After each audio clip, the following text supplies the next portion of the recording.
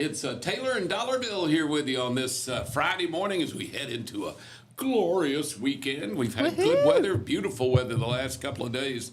I'm so glad to see blue skies and not so hot and no humidity or low humidity. Oh, it's been great. I know. Right now it's 58 degrees. Coming in was really nice this morning. And so you be careful if you got to get out, but enjoy it because you can crack the windows or roll them down and put the arm out and enjoy it. No air conditioning. It's wonderful. I know. I'm glad that it hadn't rained the past couple of days. Me too. They say, seems hard to believe, but they still say we're in pretty heavy drought in South Alabama. And you go, how? I mean, it just rained and rained and rained. It seemed like for 2 weeks every day just about. I know. They say we still need a little more rain, but I have just enjoyed really the dry. respite. Yeah. I have to. It starts raining again on Sunday, though. Is it? Okay, Yeah. well, But- we've had some beautiful days. I don't mind it raining when you don't just have rain that feels like it's never ending, gray and rainy and humid and I maybe know. thunderstorms. We did have a pretty good thunder shower, roll through those early in the week. And I know in Montevallo, they didn't have a tornado, but they had trees down everywhere. But I don't know why they picked Montevallo, Alabama, but and some other places too. But Montevallo had no power for 2 days, 3 days, my gosh. and trees down everywhere. It was weird. Yeah. Because I've lived in Alabaster and I live now in Columbiana, and we had some trash in the yard, leaves and little limbs, nothing really serious, and they just look like a friggin' end of the world thing. That's awful. Yeah, it I know was. Mike had mentioned that they had a tree down. I think they lost power, he said, for almost 12 hours. Where's this? Mike Ellison Well, where does he live? in Jemison. Okay, so Jemison got hit then. Yeah. Yeah, I mean, it's weird how it picks and chooses like that. These thunderstorm supercells can be pretty concentrated, not like a tornado, but kind of tight, I You know. get some heavy wind, there were some places that had not just the really heavy downburst of wind, but they also had some hail damage in some places. I know. I'm scared of hail. You are? Both the place Me too. and That's the- why I'm trying to live a Christian life. I don't want to go to hell either. And the weather. I tried to get hail. on here to see if we have any friends on this morning, but my phone's not wanting to do right. Well, got to pay that bill, Bailey, if you're watching. Pay the Well, bill. I guess he's not if he ain't paid our bill. That's true. I'll tell you when I see you. Yeah. But it is If you're not Friday. watching, Bailey, pay the bill. Right. When you get to work and you're watching or listening. But it is Friday. Yes. The Peach Country Theater is in the middle of their concert series. Oh, yeah. How they doing with that? It started last night. I heard that it went really well. We had some ticket winners Good. get to go. We have ticket winners going tonight, and we're drawing again today For more tickets? for more tickets tomorrow. I'm glad they're doing these concert series and stuff. That they put a lot of time and effort and money into getting that theater back up and doing stuff. And I'm so glad because, the hometown theater in little towns used to be kind of the center of entertainment back in the 50s and 60s when movies were the big deal and all. Yeah. Movies are still a pretty big deal. It's just now you got to have a second mortgage sometimes to pay for them. But the theater itself was, you want them to preserve like the Alabama Theater and the Lyric in Birmingham. yeah. Those are amazing. They're They're built- almost like works of art. They are. They Yeah. really are. And they stopped even building them like that in the 40s and 50s. They started getting more modern looking. But those they built in, I think the Alabama Theater was built in 1926. The Lyric around the same. And the Lyric had been a opera house before it was a movie theater. So Oh, wow. I've never been to the Lyric. have you not? It's No. beautiful. It's everybody knows the Alabama, of course, especially because the Alabama's got the big Wurlitzer organ that comes Yep. up out of the stage. But yeah, the Lyric's beautiful too, and it's just a different vibe a little bit in there. But it's beautiful, and they're doing good. But I love seeing that the theater and I've forgotten the name of the folks. Who are the people that? Oh, do you remember the name of the folks that have? Kevin and Kelly. Kevin and Yeah, Kelly. they were here Tuesday. Were they? Yes. They came in back a year ago and talked with us when they were still really working on it, and it was a labor of love. Yeah. They were having to put tons of their own money money. They ran into things they didn't anticipate. You know, they're still going to work on the balcony and all that, but they, you know, they had so much to try to do to fix the place up that really, I think, almost overwhelmed. But they hung in there. They worked like crazy. And now I'm so glad. I hope people will realize what a jewel they have in it.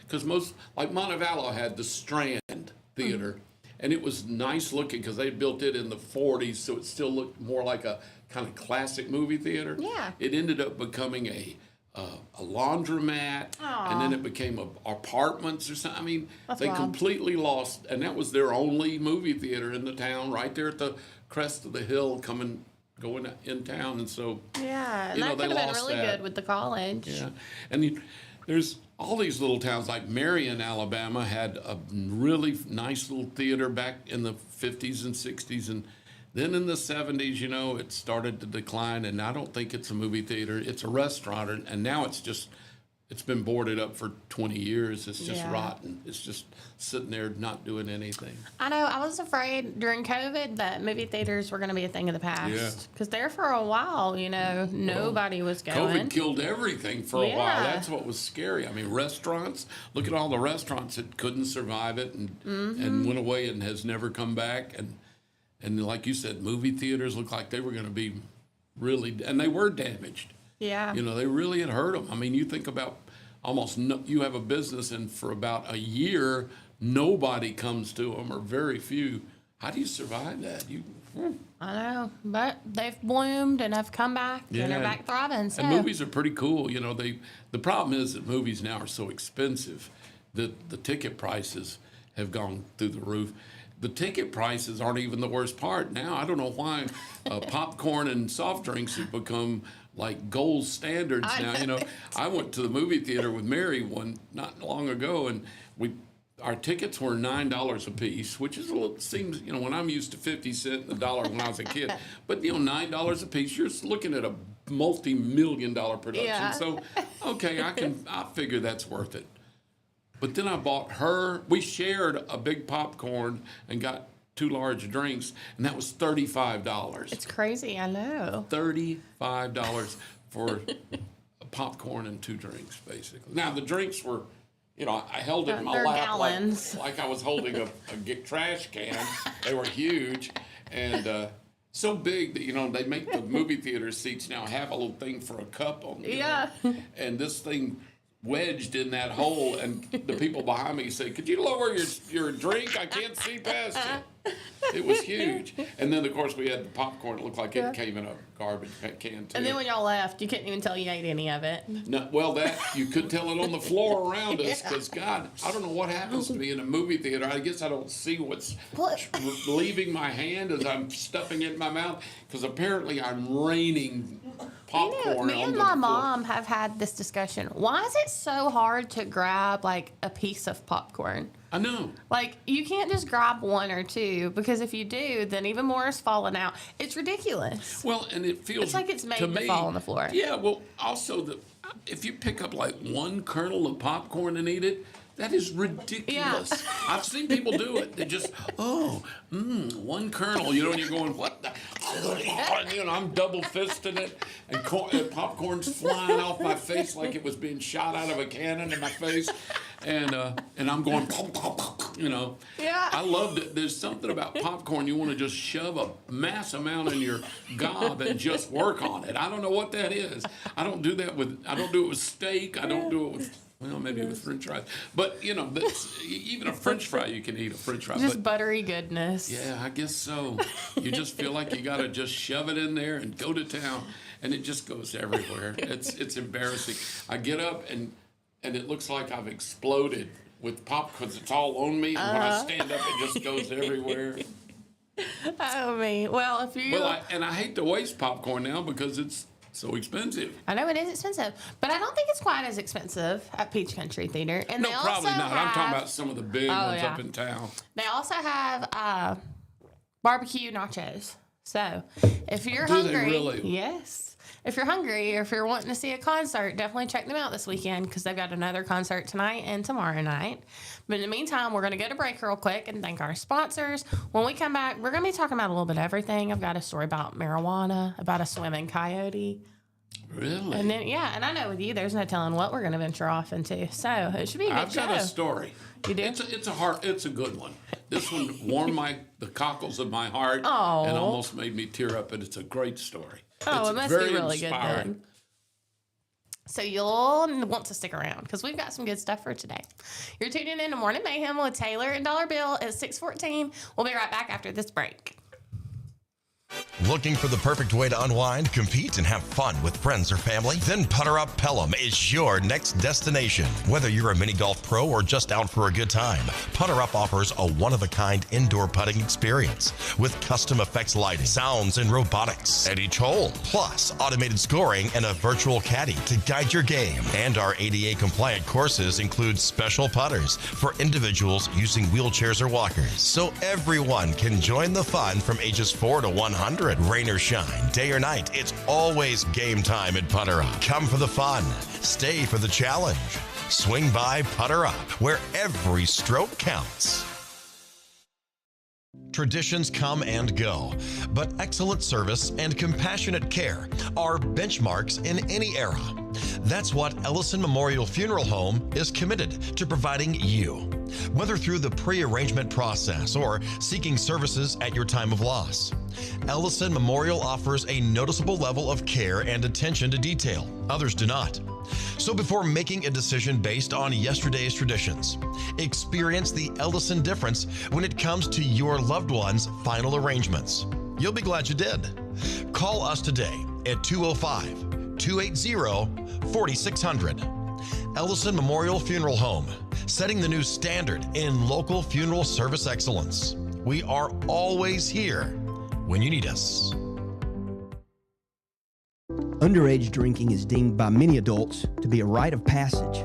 Parents who host parties for youth may think they are being protective, but they are actually putting their youth at risk of physical and social consequences. Know the truth. Underage drinking and social hosting is a bad mix. For more information, contact Central Alabama Wellness, 205-651-0077, or visit centralalabamawellness.org.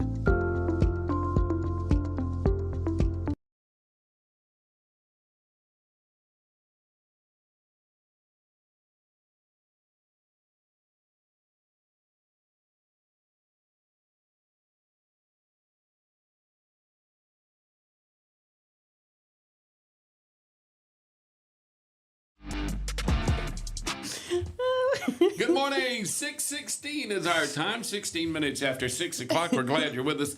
Thank you for watching and listening to Piper Peach Radio's Morning Mayhem. Taylor and Dollar Bill here with you. We're glad you're with us, and we hope you're having a good start to your day and going to have a great weekend. Oh, yeah. It's supposed to be dry most of the weekend. Sunday, we're going to have a little bit of rain, but it's going to be cloudy tomorrow. So I think it makes for perfect weather. Don't get sunburnt, though. You know, a lot of people get sunburnt when it's cloudy because they think they don't need to put on sunscreen. It's so cool and pleasant, and the ultraviolet just goes right through those clouds and cooks you, and you don't know you're being cooked. I know. You're like the frog in the boiling water. You know, it feels so good, and then you realize, I'm cooked. Yep, that's right.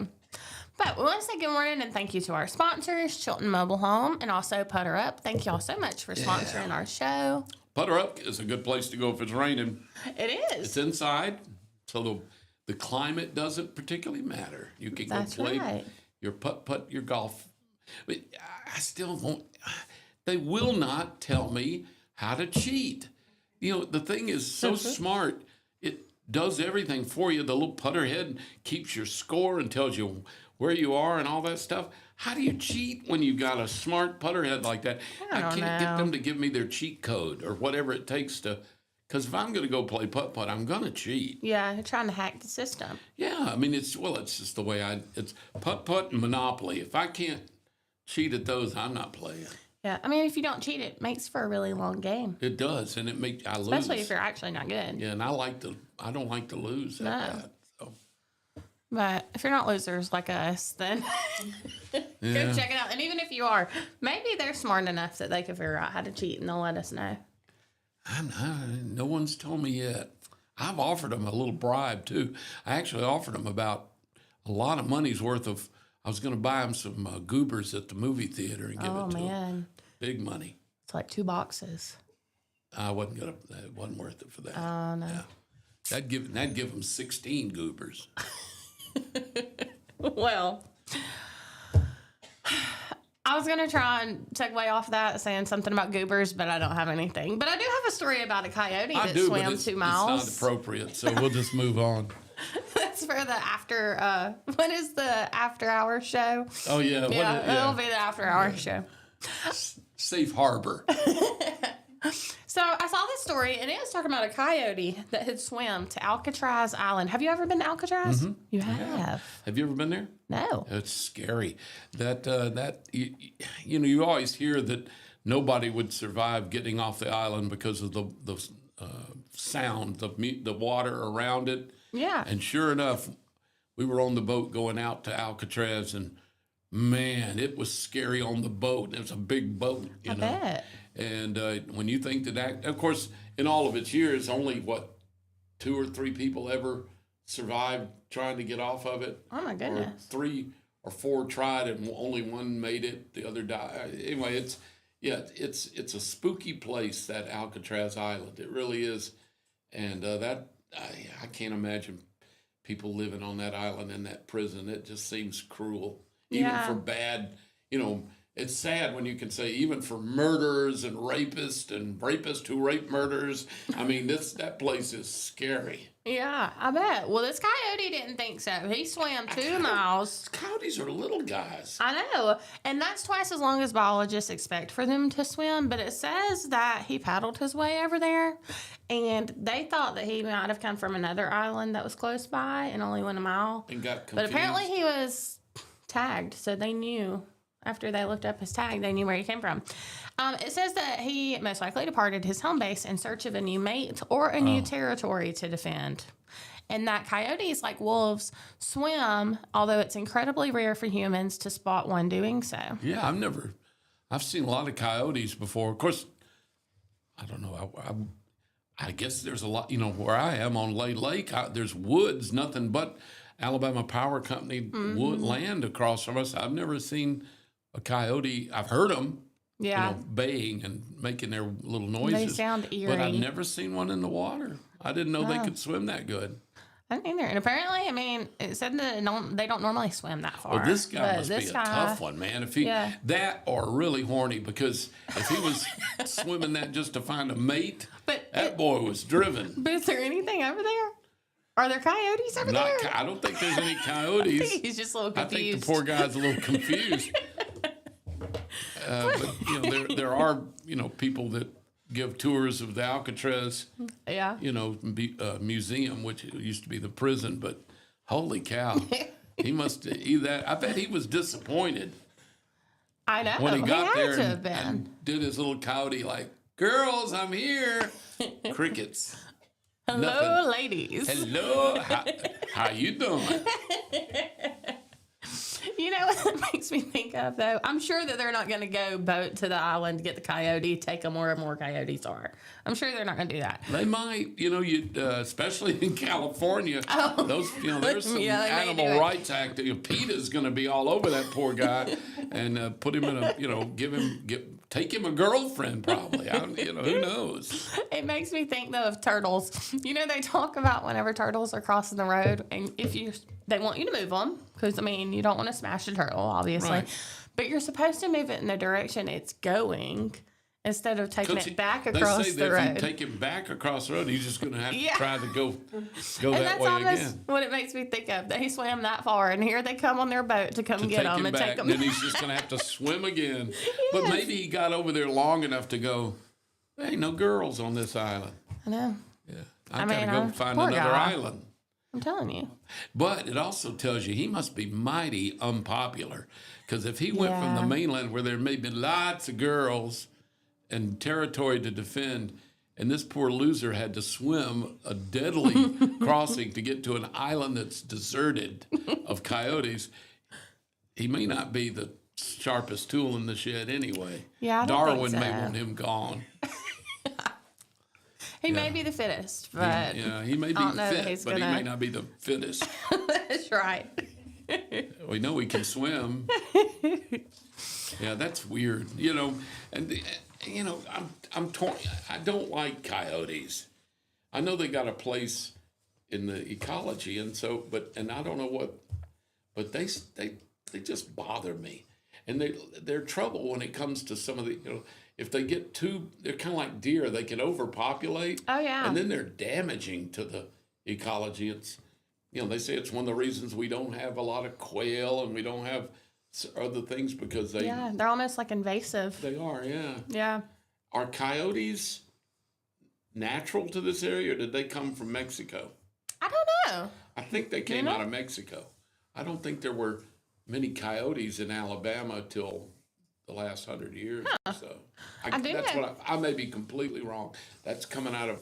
I watch all these things on, Netflix and stuff about the, animals and stuff. I love them, but then they get in my head and I start mixing things up. Oh, yeah. Thinking of maybe they're wolves, or maybe I'm thinking of, they said something, I know nutria used to never be here and they came out of Mexico and now you're seeing them around They're here. really invasive too. They yeah. are, yeah. Coyotes are native. Oh, they are Coyotes native. are native, okay. Well, I did a story, me and Mike talked about it probably months ago now, about coyotes and how to deter them. And I got all the way through this article, and the very last bullet point was use essential oils. And that coyotes aren't they're not harmful to you or your pets. And I don't, Mike, I Wait a was minute, like, what they say they're not what? they're not harmful to you or your pets. And she was like, use. I've heard of coyotes just taking other little dogs and cats and, I know. and having a feast with them. Well, I and told torn Mike, to pieces. though. And I know they'll gang up and kill cattle. Yeah. When calves are born, a pack of them will attack the mother and get her distracted. They'll tear that poor little baby Mm-hmm. cow up, and it's not quick and easy. They No. just basically torture him to death. Well, that's what I told Mike. I was like, at first, I was really vibing with the story. And then towards the end, I was like, who wrote this? PETA? So I went and clicked on it. It was in like a Southern Homes and Gardens or something like that. May not know what that. And it was a girl from like up north somewhere. I was like, she's never been to the South in her life. Like, she's writing for a Southern magazine and has no idea. Yeah, never been here. Because she was like, use essential oils to deter the coyotes. Essential oils, isn't that the stuff you use like for perfume or for to make the room smell better? You warm essential Yeah, oils they in have a some- warmer and Some of them have like, I guess, medicine type, effects. And like the eucalyptus is good to help open you up. right, yeah. But I really don't think any of them do anything for coyotes. I guess I got to go out in my backyard and spray some, I don't know, I'm not getting close enough to a coyote patchouli out there. Put a little patchouli. Well, like See if- baiting out here my with luck, I'll the have hippie Febreze. coyotes and they'll love it. They'll be making flower crowns in Yeah. your yard. They And will. I'll see them out there just dancing in the yard. Kumbaya, my lord. Hippie coyotes. if y'all have ever used essential oils to get rid of coyotes or any other animal for that matter, let us know, because maybe we're wrong. Maybe we just haven't been doing it right. I know a guy that he got what do you call it? Got coyotes to stay away because he shot them every time he saw one. I do. I know. That's right. He had a farm, and man, he let loose on those. But he killed a lot of coyotes. And I know people would go crazy, but he said he has cows and calves and I guess dogs and chickens and stuff. Yeah. And I know they'll kill a chicken. Uh-huh. But again, so will I, because I love chicken. But it's unbelievable what some of these things you can read about. You don't know whether it's 100% true or not. I know. Especially online. I know it. I But don't know. anywho, well, we're going to go to break again. give our sponsors another time to Give talk us a chance to go out front and put some essential oils on Highway 31 because we don't want coyotes out there. No, we probably just need to like take it and spray a line around the building, a circle. Aren't essential oils kind of expensive? Maybe Walmart wants to do the same thing. I don't know. We could price check it. I gotta check out what it. We're gonna go price check. Maybe our home. Who's our home? What is it? The people you can call from the county agents. You know, we have county agents that work for the state. I bet Roger can answer that. They know everything about plants and animals and stuff. I need to find out what essential oils we need to get to keep the coyotes. Yeah. I mean, I live in downtown Columbiana. I'm worried about coyotes. I'm sure they have an information sheet that they can fax to us. If you're a county agent, let us know about coyotes and essential oils. It's 6:29. We're going to get a break real quick. When we come back, we still have a lot more to talk about because, I mean, of course we do. It's Taylor and Dollar Bill. And we have tickets to give away in the 7 o'clock hour. So y'all stay tuned. It's 6:29. We'll be back after this break.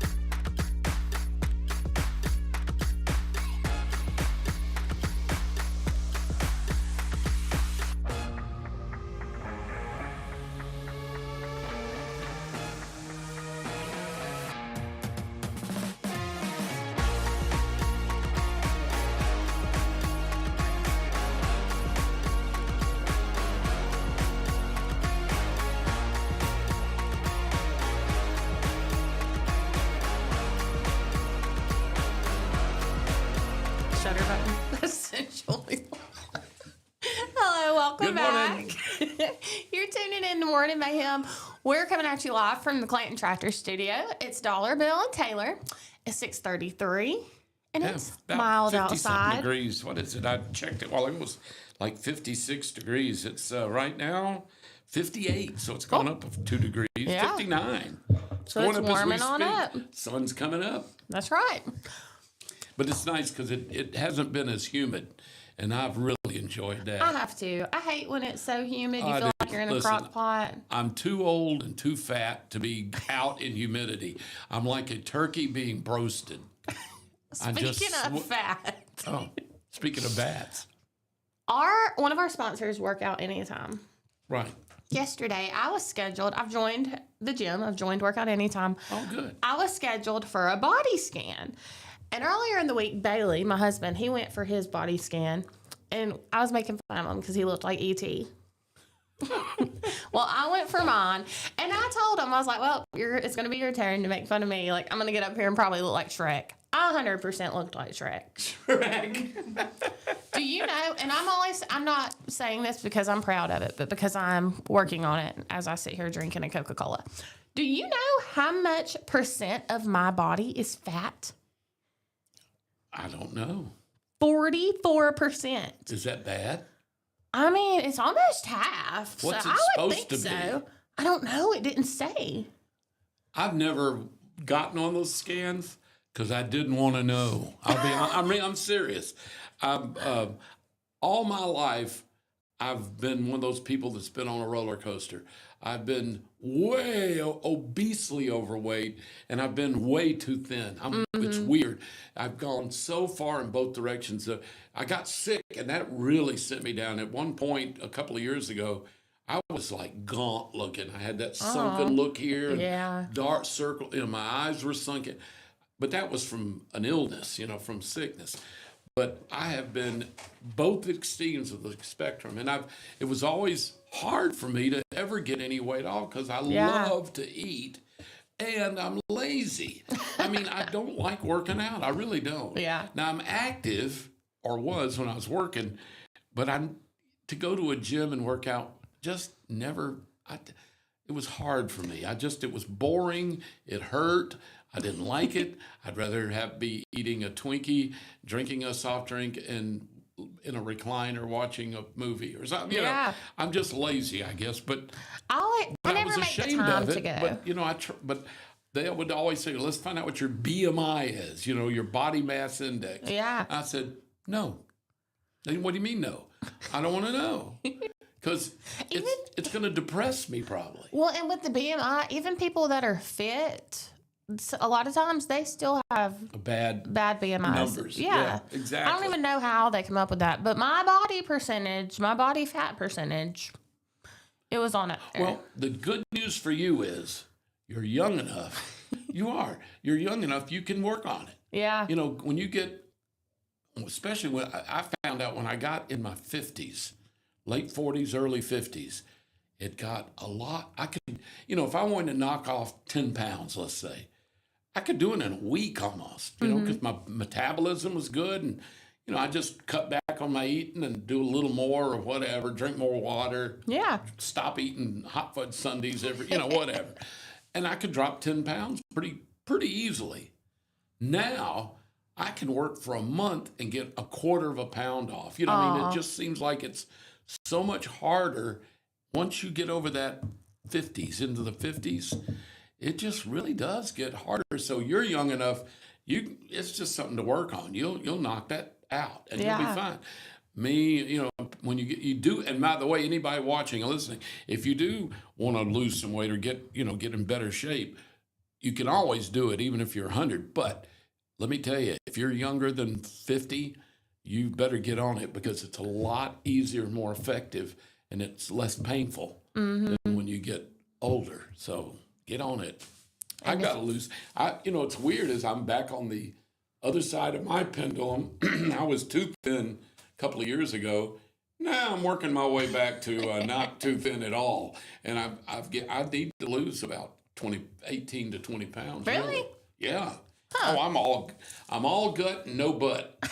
I mean, I ain't got nothing in the back. I'm from the back of my head to my ankles is a straight line. Just nothing. Nothing pretty much sticks out. Nothing goes in. It's just like I've been sliced with a guillotine. And but the front, I'm building a nice, reserve up here, and I'm one of those guys. My reserve, I don't have the lower gut as bad as I've got it up kind of high, and I look weird. I look like somebody stuck an air hose in my side and go, and it's embarrassing now. And I used to wear a large, and now I've gone to extra large, and it looks like if I don't put the brakes on, I'm going to go to double X and triple X Oh, man. and 5X. I'm working on. I have to go shopping. Yeah, I'm just good. You know what's sad? One of my talents, I'm good at putting on weight. I'm excellent at it. I'm good at hanging on to it. I've never been able to lose weight easily. See, me neither. Except when I was pregnant and I was sick for 10 months. That helped, huh? That did help. All right, so what you need to do is just take you a spoonful of Epicac every morning and stays nauseated all day long. But if y'all are wondering what your body fat percentage is, you can go to work out anytime. They've got really reasonable Packages. Yeah, the payment is really reasonable. It's really smart to do that. It Yeah, really is. and they're the only ones I've seen that have the bi-weekly payments. So Oh, instead really? of the total coming out once, it gets broken up smaller twice a Oh, month. I can do that better. Yeah, it almost makes it feel like Easier. it's Yep. it's cheaper. It does. It makes you feel better. And the thing is, I'm one of those people, if you leave me to my own devices, I'm not going to do it. I'm Yeah. lazy. But if you've got somebody motivating you and guiding you and helping you like they will, Yeah, because they have the personal it trainers. works. Yeah, it works. It really, you can't do it on your own. Some people can't. Some Yeah. people can. And I admire them. Yeah, for sure. I've got friends that they work out religiously every day or 3 days a week or whatever, and they do it on their own and they stick to it. And I get fired up and I do it half a day, one day, and then I lose interest. You know what I mean? I'm not motivated. I need somebody cracking the whip and telling me what I need to do and how I need to do it. And then I'll do it. But Yeah, I'm the same way. But thank y'all, Workout Anytime. Yeah. Also, another sponsor of ours is This and That Vinyl. Have you been by there lately? I haven't, but they do great work. They do. My shirt I'm wearing now is from there. Is it? That's pretty. Yes, I give them more money than probably You know what I anyone, need or to get Bailey them to does. do? You've just given me a great idea. I'm going to take a picture of some ripped, bodybuilder, some guy with these abs and stuff that looks so good, and put that picture on a shirt. Yeah. And make them match it to and so I'll put on that shirt. I'll look like I'm ripped. Heck yeah. That's what I did on the cruise. I wore one of those shirts that had the bikinis on the front. Oh, yeah. I was wearing it over my one piece. Right. But you couldn't even tell. Isn't that great? I know. All right. This and that. I'll be seeing you in a little while. I want ripped abs. Tan. Tan. Oh, yeah. Then they'll look like, it's weird because I'll be all tan and ripped, and then you got this sickly white neck and face coming out of that tan body. It looked like I've been out in the sun with a sack over my head. I don't think they'd notice. I think they'd be too busy staring at your six pack. They're on my phone again. It's just not meant to be this morning. Yeah. Well, I saw where yesterday Alabama's first medical marijuana program opened, and I keep struggling with this word, dispensary. Dispensary. I keep wanting to say disciplinary. Yeah, well, I guess it has to be disciplinary to have a So. dispensary. Yeah. Yeah, that's amazing to me because I thought of all the states in the union, Alabama would probably not have legal dispensaries for marijuana. I'm one of those people, I know for a fact that marijuana can help some people with medical problems, especially glaucoma, people having chemo or cancer. I mean, marijuana is a natural substance that they've been using. The Indians, everybody knew it could help you with pain and that kind of stuff, other than also just getting you high or whatever. Yeah. But it does have its place, I think, in especially in the medical world. And I don't know, that whole debate about whether or not it's marijuana is any worse than alcohol. I mean, alcohol's legal, and I think people would say it's probably better to have people high than drunk, especially if they're going to get out and do anything. Yeah. I don't mean drive under the influence of any of them, but being out in public doing things. It seems safer in some ways. I don't know, but I don't know that it should be a class. What is it? C or class, whatever, it makes it really illegal. I just, I don't know. I think alcohol is probably more dangerous for you in a lot of ways. Yeah. But that's to be decided by society. But the fact is, it can help people in better ways than some drugs can for pain and for anxiety and for nausea. Yeah. And so, well, and that's what they said in the story. So the lady that was the very first patient, they called her a patient, not a customer. She drove all the way from Coleman to come to Montgomery, yes. Wow. To the dispensary. And her name was Amanda Taylor. She said that she had moved out of state. And then whenever they said they were going to open she moved the back. dispensaries. Yeah, Really? She moved back. So she said that she identifies as a medical refugee because she had to move out of state to be able to. That's sad that you would have to do that. I know. And of course, there's so many people. I actually know a few people who have been doing the marijuana thing for years, and legitimately they're doing it for medical reasons. Yeah. I mean, there are some that have been doing marijuana since I've been for 40 years, and it has nothing to do with medical. They just like it, and Yeah. that's their business. But it's sad when you need something medically that this can help improve your life so much, and it's really relatively cheap, and it's a shame that it was restricted for so long. I don't know. It depends on how tightly they watch this. And I think they've got plans. I think they've already given out like 3 or 4 other dispensary licenses, like in Birmingham, Huntsville, Mobile. Yeah, that's what I was about to say too. It said that they're only giving 3 of the license to each company to open 4 locations. I got you. So that's there's 12 pending. There'll be 12 dispensaries. Including locations was Talladega and Oxford. That's just 2 of the places they named. But the lady that went yesterday and was the first patient, she has multiple sclerosis. MS. And she said that her medical teams tried everything and nothing has helped her. Except for that, yeah. So they're really cutting down on it. And I was telling Baden before we started the show today that on the video, it looked like she was like in a courthouse or something. It didn't look like these little pop-up smoke shops, the neon the vape with shops and stuff. Yeah, it didn't look like with any of that. With all the bongs and all the multicolored vapes and the stuff. Yeah, it really did look like a doctor's office or a courthouse or something like that, though, because she had a couple of people cashing her out. I guess that's what it would be called, cashing out. I don't know. What, when they wearing pay? Scrubs? Yeah. Yeah. Well, it's just like it's a prescription drug. That's exactly what it is. And that's why they call them dispensaries. They only do the medical marijuana. They don't have other products. They don't do anything else. And you do have to have, a rightful prescription to get it. So that's pretty cool. I agree with that 100% because, here's this lady with multiple sclerosis, which is... it just gets worse and worse. There's no turning back. They can slow its progression in some people. Some people they can't, and once you get it, it's a lifetime problem. You've got people with ALS. You got people with muscular dystrophy. You've got what is the other myasthenia gravis. You've got people that have chronic, terrible problems with arthritis. Yeah. There are nothing, they either got to give them opioids and stuff that it's really hurts your quality of life to keep you out of pain, but it turns you into constipated zombies, really, or something that's addictive.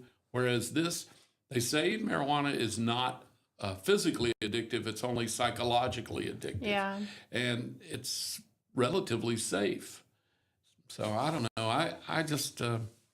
Well, this said that it was going to be administered through capsules, tablets, tinctures, topical oils and creams, patches. Maybe that's the essential oils that coyotes don't like. Maybe so. It kind of chills them out. But so this is not smoking marijuana. No, they are this is not all going ingested to have or some way put in the body. Yeah. Rubbed in topically. It was sure to include that they were not going to have raw marijuana flowers, vaping products, marijuana-infused foods, such as baked goods, gummies, or other edible products. No gummies? So, I would have thought gummies would be more like a... I don't know. I guess maybe it's talking about the candy type gummies. Yeah. Maybe like vitamin gummies. Yeah. Yeah, I don't know. That's neat. And of course, there's the sublingual stuff, the tinctures where you can put them under your tongue. Yeah. And it'll be absorbed. I don't know. It's, I don't know. I don't know anything about it. I hear what I read and see on TV and stuff. But I was shocked to see that because I know that I had heard that they were going to open and start having the medical marijuana, but I didn't realize it's going to be so soon, which I guess it's been a long time coming for some people. Yeah. Well, that lady had to move out of state, live out of state, and now she wanted to come back home. So that's really good. I'm glad they're doing it. I think there's a place for that. I do too. Yeah. So, And I mean, it just like anything else can be abused. Of course. So. Yeah. And to me, it's, again, after we've seen this opioid epidemic over the last 15, 20 years of people just horribly, their lives ruined by addiction to opioids. And apparently marijuana is not, again, physically addictive like that. It's only people become dependent on it because of the pleasure of it, the psychological. I just think it's a smart way to go because I'd rather see somebody using marijuana for pain relief than these really powerful opioids like the Oxycontin and that sort of stuff. I would too. I know that I went through a period of time. I have a autoimmune disorder that hit me about 15 years ago, and it onsets with incredible pain and in my legs. And I mean, I'm pretty good about pain. I have a pretty good tolerance. This was driving me crazy. And when I'd go to the doctor, they didn't know what it was. It took them 4 years to diagnose it because what I've got is pretty rare. It's called CIDP, chronic inflammatory demyelinating polyneuropathy. And it attacks the myelin sheath of your nerves. And oh my God, when it first hits, the nerves go crazy and the pain is unbelievable and in spurts and then it's got two levels. It's got the pain that's always there that's kind of dulling and maddening, and then it's got the sharp electrical pains. Oh my goodness. It'll drive you crazy. So you're hurting all the time in various strengths and ways. And I went to doctor and neurologist and stuff, and they'd all prescribe me some pretty strong stuff for pain. And it was driving me crazy because I was trying to drive to work and work on the air every day, not being dulled and just goofed up by these strong pain pills. And it was horrible. I went through about 6 months where I thought I was going to lose my mind. And I was bumping into things in the car. My car looked like someone had just taken a ball-peen hammer and just tapped it all over because I was so dull. I was probably dangerous driving. But the problem is that I was so dulled by these painkillers that when I'd pull into park, sometimes I just tap the pole or hit, just bump it. Yeah. Just little dents all over the thing. Never had a bad accident, but just tore the car up. And I knew it was bad. So I finally went to an acupuncturist. This Dr. Zhao, I think he was from Beijing. He was true Chinese acupuncturist. And it was absolutely, I'll tell people, whether you believe in acupuncture or not, I didn't know. I was just at one point, I was so desperate driving home from work one day.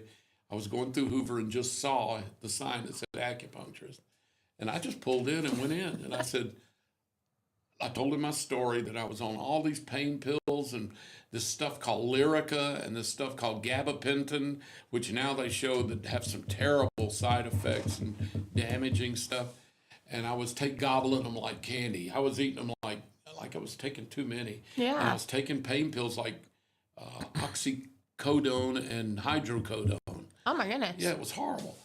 So he said, he spoke with a really strong Chinese accent. He said, acupuncture can't help your condition, but acupuncture is made for pain. Oh, I went, stick me. So he told me he'd set up a regime, and he laid me down and put these little needles all in me.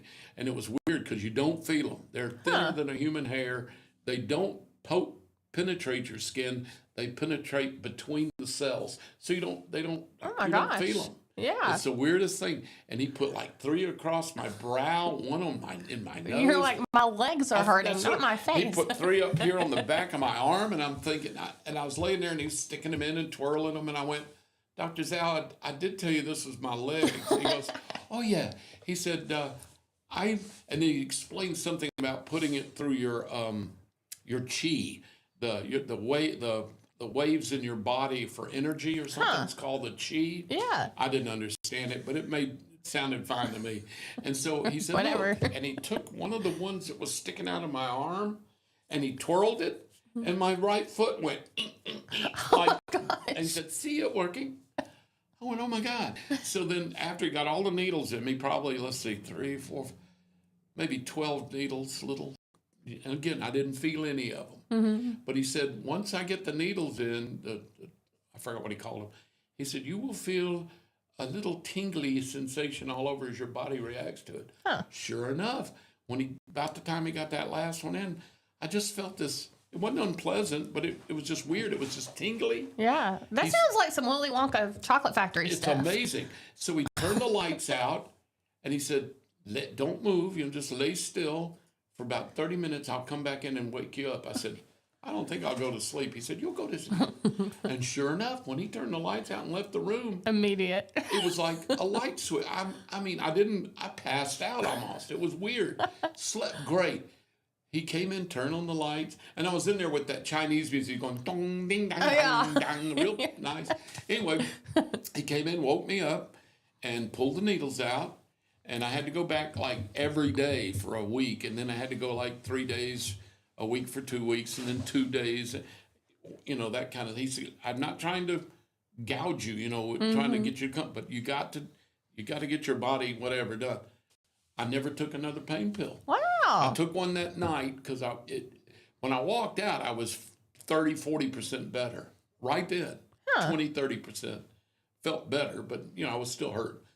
And that night, I took a pain pill to sleep. I got up the next morning, went to work. I usually took one before I drove home to work, Didn't take one. Went to his place after I got off the air and did another treatment. I never took another pain pill. That's amazing. And within about a month, I wasn't taking the gabapentin or the Lyrica. And I've never had to take one since. And that was 10 years ago, 8 years ago. Is it something you had to go, like you've been having to go back? You're supposed to go for maintenance once a month. Yeah. And it did me so good. After I kind of got through it, insurance, of course, doesn't pay for it because it doesn't believe in it. And so I was having to pay out of my pocket. I'm a tightwad, so it was like $70 a session. But I'll tell you what, that's the best money I've ever spent because I never took another pain pill and weaned myself quickly off of the other stuff. And you got good naps out of it. I did, and it was actually quite pleasant. It was really. I got to where I looked forward to getting off there and going to see Dr. Zal because it was really good. Like I said, the needles you don't feel them at all, but you do feel this neat feeling in your body, and it's a feeling of. First, it's kind of a shocking feeling, not negative, but just. Boy, that's weird. I'm tingly. Mm-hmm. But then after your body gets kind of used to it, it becomes very pleasant. And you just kind of take your little nap and you feel good. I mean, that's hard wild. to explain. But, I got to look at it. Once I went to him out of desperation for anything, you could have, I could have gone to a witch doctor that would have waved chicken bones over my face. I'd have given Rubbed it a you try. with a wet frog or something. Right. I mean, I'd have tried anything. But that really did work. It was amazing. And it was, as I studied it, they brought a guy to UAB back when we first opened up to China. China had always been so secretive and closed since well before World War II, or since World War II, since the communists. And then we remember opened up with Nixon. They brought the first real Chinese acupuncturist to Birmingham. His name was Dr. Chen. And they studied it. UAB medical school studied acupuncture. Yeah. And they actually did an appendectomy on a woman, full surgery to remove her appendix. Her only source of anesthesia was acupuncture. Oh, wow. And she didn't feel a thing. That's crazy. Yeah. And then it works on horses, dogs and cats. There are veterinaries that use acupuncture. And so a lot of people, kind of thought, well, acupuncture works because of the placebo effect. If Yeah. you believe it's working, then it does work for you. It helps you because you believe it. Yeah. But horses and cats and dogs don't know what the heck's going Yeah. on. And it works for them. So acupuncture it's a 4,000-year-old medicine. It wouldn't have been sticking around for 4,000 years if it probably didn't work. Yeah. At least in some instances. I think some people use acupuncture, they oversell it for fixing too many things. Like Dr. Zal said, he said, I can't help that weakness and that whatever your condition is, it ain't gonna do anything for that, but it's made for pain. And it blocks pain, and it did. That's It's amazing crazy. stuff, yeah. That is amazing. I tell people I used to never. I was really doubtful about how powerful acupuncture could be, and I'm living proof. It's pretty darn good, and it's powerful if done correctly. Now, there's a lot of people that do acupuncture that I don't know where their training is from. Oh, yeah. But this guy was from Beijing, went to the University of Beijing. I looked at his diploma, I couldn't read a thing. It's all Chinese, but I could see the thing that said Beijing, Yeah. whatever. And but yeah, he was wonderful. It was amazing how well acupuncture worked for me. Well, that's awesome. That's it amazing was. to hear. Yeah, it is. It's cool. Yeah. Well, we're coming into the 7 o'clock hour, and that means it's getting time for our giveaway. Oh boy. We also have a guest coming to join us today. Oh, good. Yes. So we're going to take a quick break. When we come back, we're going to start drawing down. You're tuned in to Morning Mayhem. We're 1 minute away from 7, and it's warming up out there. We'll find out exactly what degree it is, and when we get back, we'll let you know. We'll be back right It's after. bachelor's degree. What's that? Bachelor's degree. What does that mean? Nothing. It's stupid.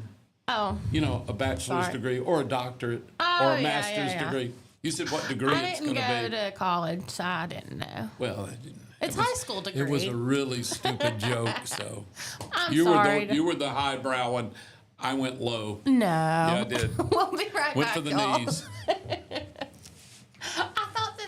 Looking for the perfect way to unwind, compete, and have fun with friends or family? Then Putter Up Pelham is your next destination. Whether you're a mini golf pro or just out for a good time, Putter Up offers a one-of-a-kind indoor putting experience with custom effects lighting, sounds, and robotics at each hole, plus automated scoring and a virtual caddy to guide your game. And our ADA-compliant courses include special putters for individuals using wheelchairs or walkers, so everyone can join the fun from ages 4 to 100. Rain or shine, day or night, it's always game time at Putter Up. Come for the fun, stay for the challenge. Swing by Putter Up, where every stroke counts. Traditions come and go, but excellent service and compassionate care are benchmarks in any era. That's what Ellison Memorial Funeral Home is committed to providing you. Whether through the pre-arrangement process or seeking services at your time of loss, Ellison Memorial offers a noticeable level of care and attention to detail. Others do not. So before making a decision based on yesterday's traditions, experience the Ellison difference when it comes to your loved one's final arrangements. You'll be glad you did. Call us today at 205-280-4600. Ellison Memorial Funeral Home, setting the new standard in local funeral service excellence. We are always here when you need us. Underage drinking is deemed by many adults to be a rite of passage. Parents who host parties for youth may think they are being protective, but they are actually putting their youth at risk of physical and social consequences. Know the truth. Underage drinking and social hosting is a bad mix. For more information, contact Central Alabama Wellness, 205-651-0077, or visit centralalabamawellness.org.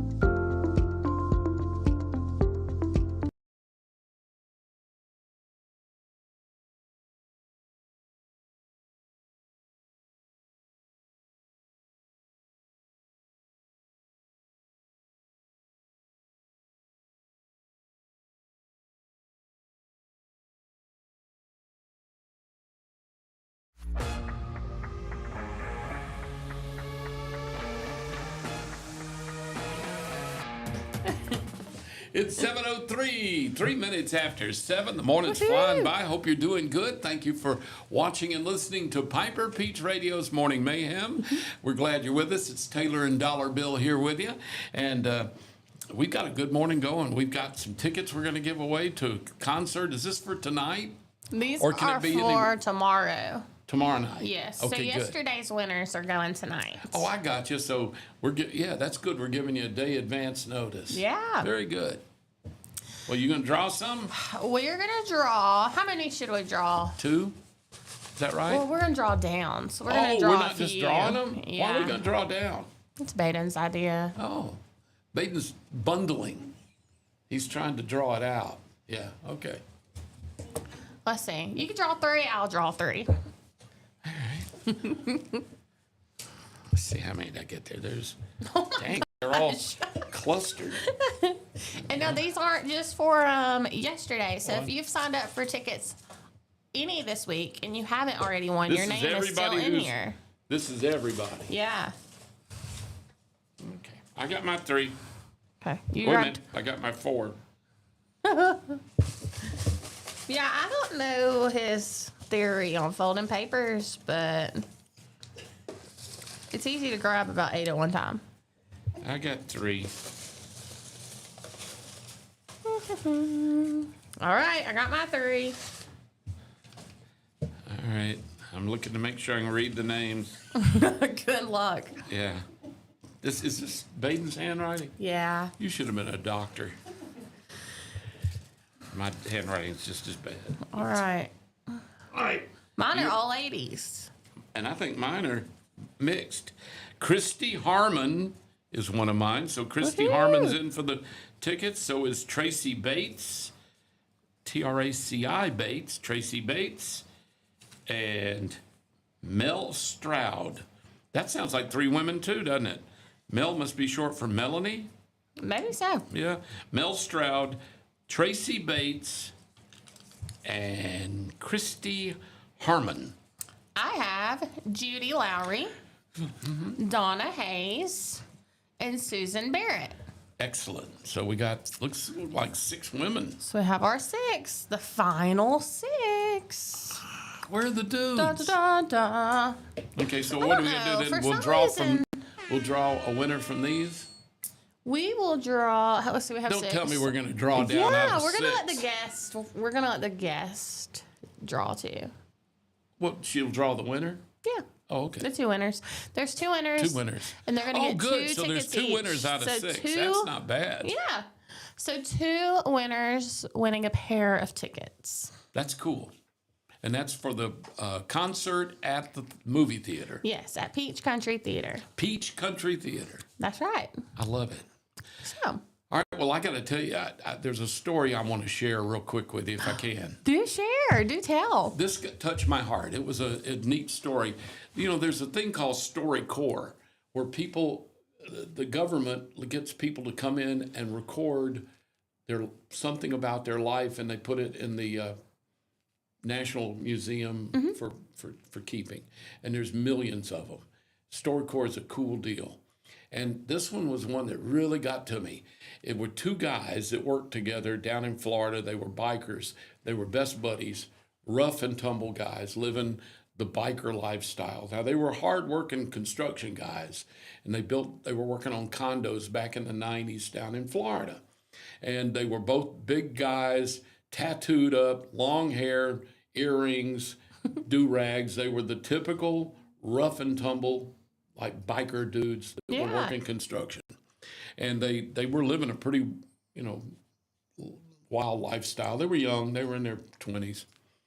So they were working on this condo, and this one guy, one of the biker guys, was getting ready to put a window in this second floor of this condo, and he looked out, and there was a little boy, probably about 4 or 5 years old, playing, but he was real close to the water. And I don't think it was the ocean. I think it was like on a waterway, like a intercoastal waterway or a pond or something. And he just looked out and he thought to himself, man, that doesn't look good. There was no adult around. This little kid was pretty small to be that close to the water. So he said, well, that's not good. And he turns around and he's working on the window. When we turned back around and looked out, the kid wasn't there. Oh, no. And he looked again, and he thought he might have seen a little bit of a splash in the water, something, the sun glinted off the water and it like a splash. Yeah. And he told his best friend, his buddy that was working with him in the condo that was on the other side of the room, he said, I think that little kid just fell in the water. And he came running over, and they looked, and they couldn't see anything, but the kid wasn't there. Yeah. So they were on the second floor, and they were working on this condo. They hadn't even put the stairs in yet. They were having come up a ladder on the front of the building. Mm-hmm. So they both just jumped out the second story window, landed of course it was sandy, but landed and ran over. And sure enough, there was a little kid was underwater. Oh, no. Had drowned. And they jumped in, and these two big old biker guys, rough biker guys, grabbed this little kid, boy, and got him up, and he was limp and dead. And so they started pounding on his back and shaking him and getting the water out of him. And they said it seemed like it took forever. And suddenly that they heard the little kid take a breath and start coughing up water. Oh, my goodness. So they knew he was alive and he was going to hopefully live. And they got him out of the water, and I guess they got him to his parent or something. And then they went back to work. Yeah. They never, well, the local paper heard about it and wrote a little article about how these two rough and tumble bikers had saved this little boy, and they put it in the paper. And one of the bikers, the second guy, had clipped it out and put it in his workshop. And these two guys worked together their whole lives in a construction business they created together. Mm-hmm. And the second guy that had the construction company kind of cleaned his life up a little bit, got married and had kids, and was a great dad and a good partner to this guy who was still a bachelor and living kind of wild, but he was working hard. The other guy died 2 years ago. Oh. So the biker that saw this and saved the little boy, basically, with help of his friend, got curious as to if that kid, whatever happened to that little kid back in the 90s, 30 years ago. So he got on Facebook and found him. Oh, wow. So he contacted him on Facebook, and they got to meet last month. Oh, that's so cool. They went to StoryCorps, or somebody went and recorded them for StoryCorps. And it was amazing. This tough and rough biker with, tattooed and metal in his ears and in his face, rough guy, talked to this young man who's now in his 30s, late 30s, married with kids, and he had never met him. Aww. And the guy was so excited, so they talked about it, and the little guy said, well, did you ever wonder what happened to me? And he said, all the time. He said, me and my partner stayed together till he died, working in construction. And he said, every now and then we'd look at that article that was 20-something years old on the wall and go, wonder if that kid's what what happened to him. Yeah. And they just kind of go, I don't know, hope he's doing good, And so he said, I finally, after my partner died, I just had to contact him. And the guy said, well, that's, I'm telling you, if you and your buddy hadn't done what y'all did, I wouldn't be here. I wouldn't have been alive. I would not have had children and a wife and a great life. And the biker, this rough and tumble guy you'd never think would be anything but just gruff and not care about a lot of stuff, choked up and said, I'm so glad he said, I'm so glad I finally can say I did one thing in my life that mattered. No. And the guy said, yeah, well, it did. And he said, it only took 5 minutes, but it's lasted a lifetime. Oh. Which is amazing coming from that guy. That is. And it kind of gives you forget. You see some of these people that you think are kind of rough or dangerous or whatever, and they're just, they've got a heart and everything just like everybody else. Oh, yeah. They just may look, and this guy said, I'm the kind of guy that doesn't have a lot of people that like me, because he said, I'm still rough and I'm a loud mouth. I still live kind of a rough life. Yeah. Meaning he probably still drinks pretty heavy, and he probably doesn't mind fighting and that kind of stuff. But look at what he did. He saved a young man's life that ended up having a family, and he choked up saying that, it's the one thing he feels like he did in his whole life that mattered. Aww. And it took 5 minutes, but it lasted a lifetime. That just got all over me. I What a great philosophy coming out of a rough guy like that. I know. And then it makes you think, too, because, like, a lot of times now, I would say today, you hear just mind your own business. Like, even if you see something, you know, like, just, it's not your business. But if they would have just minded their own business, he would have not been here. Right. Well, I think there is a difference between minding your own business and saving a life. Yeah. You know, I mean, yeah, you're right. There are a lot of people just look the A lot of other people way or are just so walk away. oblivious to. Or just not do anything. They Yeah. can call 911. But while you're calling 911 and trying to get somebody down there, that kid's drowning and Yeah. dying. And so the fact that they jumped out of that second story window and crazy. jumped right into the water and grabbed that kid and immediately started resuscitating him, they saved his life. Whereas Yeah. they could have just called 911 and they'd have gotten there and pulled the dead body out and there's no resuscitating him. He'd have been done. Yeah. So, yeah, the fact that they acted so quickly and so strongly, that's amazing. That is amazing. It is. And, you know, you see a lot of this stuff because now everybody's got a video camera Oh, yeah. and carrying their phones around and they can video. What kills me is you see things happening and everybody's videotaping it, but nobody's doing anything to help them stop it. They're more interested in getting it on video than doing the right thing and helping them. Now, in the case of somebody, you know, shooting a gun or trying to, I can understand people not wanting to rush toward that. Oh, for sure. But there are people that do.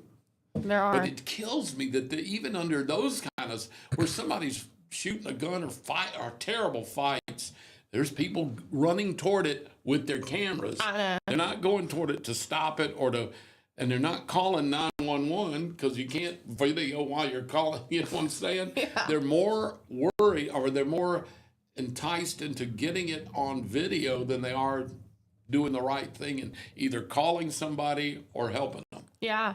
And that's crazy. That's horrible.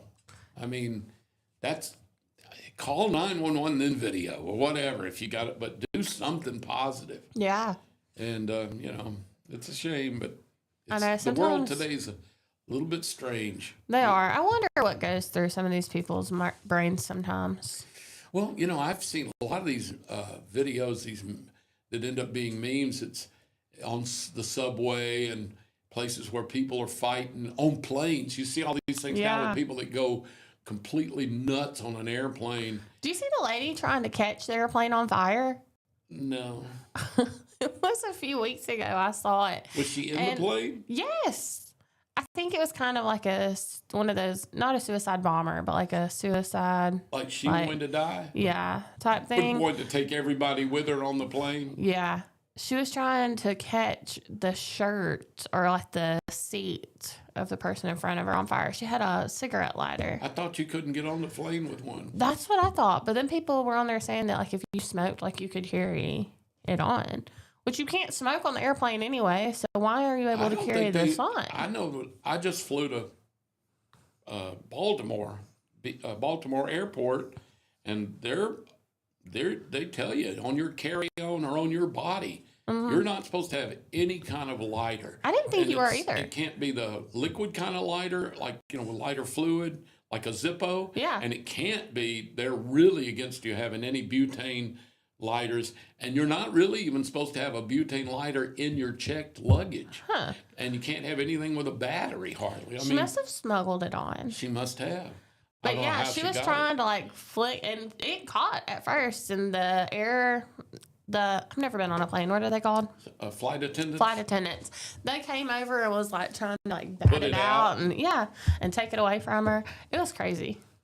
There are people that it's amazing. I've seen, I don't know, it's just, again, if this has always happened this much or if now we just see it because everybody has the video Yeah. cameras. But the last year, there have been amazing numbers of people just going nuts in an airport or on a plane. Yeah. And I mean, where sometimes they're taxied out and ready to take off and they have to taxi back. Police have to swarm on the plane and grab, and empty the plane of everybody else and then go in and grab the person, bring them out. Mm-hmm. And people have, there was just one of a guy that was an expert in jujitsu, and this dude on a plane started trying to open the door in flight or something. Oh my gosh. So this jiu-jitsu guy, he was really cool. He just went up and grabbed the guy and wrapped him up some weird way because, jiu-jitsu is a grappling type of martial arts where you get them on the ground. You're like an anaconda. You can go, all these moves that can choke them out or knock them out or just hold them. And there's nothing they can do but they're just stuck. Yeah. And this like guy a spider he wrapped him web up so almost. easy. And while he wrapped him up and the guy was so calm. The videos, it was a good one to see because this guy just said, I got him, no problem. And sure enough, he wrapped this dude up and is just talking to people. And other guys are coming around and tying him up while he held it. And he was holding him as comfortable as you and I are sitting here talking. Yeah. He just, I got it, no problem. And that guy was like, and they just tied him up. And it saved the flight. They had him tied up so good, he had to ride the rest of the flight in like an hour and a half, 2 hours, tied up. But at least they didn't have to turn around and go back or land at a wrong airport. They just went on about their business. The jiu-jitsu guy was amazing. I know my old brother was flying somewhere. I don't know if this was it had to have been in the last year, but I think it was one of the last flights he took. And he told my mom, the lady in front of him, she was fine the whole time. And then they got ready to land and she started having a panic attack and she was yelling and acting a fool. And Pico, he was like, what is going on right now? Chill out. We're either going to wreck and die or we're going to land and you're going to be okay. Right. There's nothing you can do about it. You're riding on this thing, and all you can do is just deal with what life throws at you. But he said he was just sitting in his seat and all these flight attendants just came and medical people. And he was like, where are these people even coming from? This plane is not that big. One of the funniest bits that Saturday Night Live did one time was this guy was having, he thought, a heart attack. Mm-hmm. And so he was going, and the flight attendant said, is there a doctor on the plane? And guy comes running and said, I'm a doctor, can I help you? And she said, I think he's having a heart attack. He said, I don't know. And then she said, aren't you going to do something? He said, no, my doctorate's in history.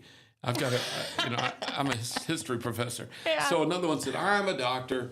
And she said, well, come help him. And the guy knelt down and started turning and twisting his head. He said, I'm a chiropractor. Oh my God. He said, I think he's having a heart attack. Well, I don't know about that, but I'll get his spine, And then the said, I'm a doctor. Quick. And of course it was a veterinary. And then, it was funny. That is funny. But there are, I guess there's always somebody on a plane that can do something to help people. But it was a funny bit. But there was one lady I saw that for some reason when they landed, she was trying to push, she was in the back and she didn't have a connecting flight. She just wanted off the plane. Oh my gosh. And so she was yelling at, she wasn't saying, excuse me, can I get a head up? Can I get on off? I got to get off. She wasn't saying she was just mean, get out of my way. And she was cussing and she was real mean. And so people, of course, bowed up and said, wait your turn, you know how it works. And she goes, I don't care how it works, I won't off. I get out, and she threw the race card thing and all that stuff. And anyway, she got about a third of the way up, and then they finally everybody bowed up against her. Then she said she got everybody ahead of her emptied, and she was so mad that nobody let her up that she refused to move. Oh my God. So she was standing there with nobody from her forward in the cabin. It was completely empty. And all these people are getting madder and madder. Some of them had connecting flights and had to get off. And she just said, no, if they wouldn't let me out, I'm not letting these people aren't getting out till I decide to let them out. What an idiot. Well, of course, the police came and took her off. Yeah. As they should have. Some people, I don't understand them. Of course, the problem is you got people, everybody that flies, not everybody doesn't have anxiety problems. There's people with mental illness issues, mental health issues. There are people with anxiety disorder. There are people that are on drugs. There are people that are drunk. They're drunks. You got all kind of people on a plane. Yeah. So it's just like society. You got to deal with some of these. Not everybody's sober, kind, and decent, and whatever. Yeah. I've never had a problem with anything like that. I've never had a flight where anybody was disruptive or loud or anything. I've just gotten on. Everybody gets in their seats. We fly where we're going. We land. We get off. I mean, it's just I've had a few people that were kind of rude that would get up too quick and then block the aisle a little bit. But it's what it is. But I've never had any of these. It's a shame. I don't have any good videos. I know. When you I start got people just doing their thing and fried and then getting off. That's like nothing today. Maybe you should start videoing more. Maybe stuff will happen. Yeah, I hadn't thought of that. Maybe I'm screwing up by not. Maybe it's like a picnic. If you want it to rain, plan a picnic. Yeah. I need to start videotaping more. I've never been able to videotape the end of the engine coming apart in the air and things breaking out or whatever. I've never had anything exciting like that happen. Maybe you Thank should God. start. Yeah. All right. Well, thank you to Central Alabama Wellness. They have an event coming up in July that we're going to talk about in a little while. And also to Coca-Cola. They're a couple of our sponsors. Yes, they are. Yes, we are doing our giveaway of tickets in the second half of the show. We also have a guest that's coming in after the break. So we're going to go to break real quick. You all get ready for that.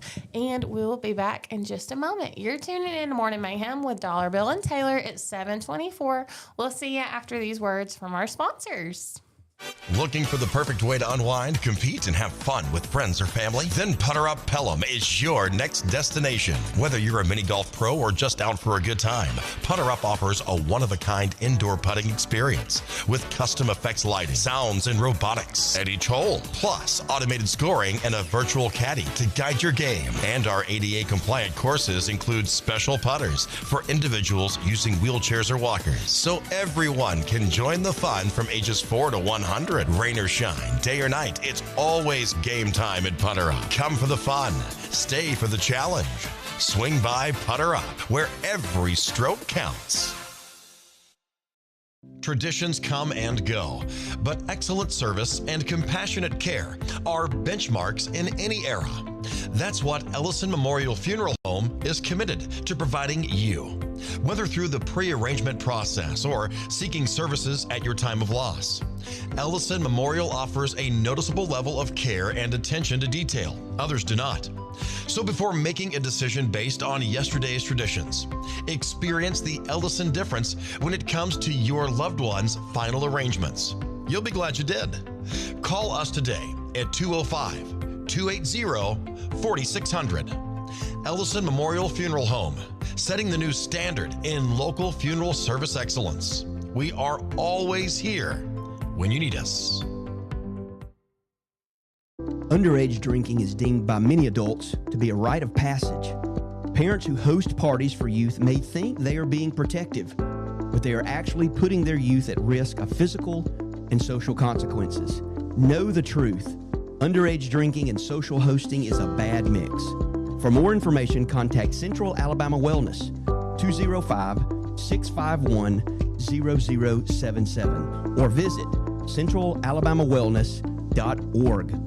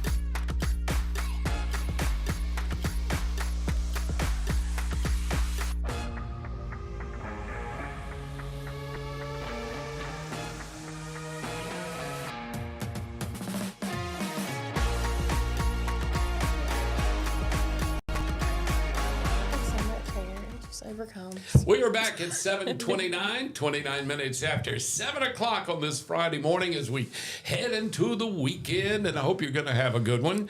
It's the weather's going to be pretty nice. We got rain coming in maybe on Sunday, but I've loved this break from all the grayness and the rain and the lower humidity. I don't do well, and I don't sweat pretty. I don't glisten. I sweat. I do Women too. glisten. No. Men sweat. Not Y'all when you... don't glisten either? Are you a sweater? Me too. And it's not pretty for me. Y'all can sweat pretty, not me. Yeah, we're talking banking this morning here because, and look. Yes. I can't open it. If I open it, I'm going to, how do you open it? Oh, there you go. Fix that. You're the They've got banker. it locked. Open it like a bank vault. Oh, goodness. There you go. There you go. Whoa. What are y'all going to eat? I don't know. Oh, those are We bought them beautiful. just for y'all. Well, by God, we're going to tear them up in a minute. Thank you for that. That is so nice. So how is the banking business? It is going very well. Is it really? Yes, it is. You know, my wife was a banker all her life. She worked in the same bank in Montevallo for 51 and a half years, loved the business, and really didn't want to retire when she did. But 51 and a half years, it's a long time in the same bank. But, you know, I was telling you that when we've been married 30 years now almost, and when I started, I wanted to ask her out. I'd been divorced for years, single for years after my first marriage. She got divorced, and a buddy of ours in town, the UPS driver, as a matter of fact, came to me one day and said, I know somebody you need to, because I was, you know, dating a little. He said, I know somebody you ought to ask out. And I said, well, who? He said, Mary Hughes. I said, who's Mary Hughes? He said, you know her, she's Mary at the bank. I said, oh, Mary at the, that's all I knew her as, Mary at the bank. I said, she's married, isn't she? And he goes, not anymore. I said, really? I said, well, I might, I like her. So I went to the bank to ask her out. And she said, oh, I don't know. Because she had not been divorced long, and, you know, she wasn't ready to jump back in that too much. And I said, so I bugged her a little bit, a couple of times. And so one day I walked in and I said, I'm going to ask you one more time to, let me take you to dinner or something. Mm-hmm.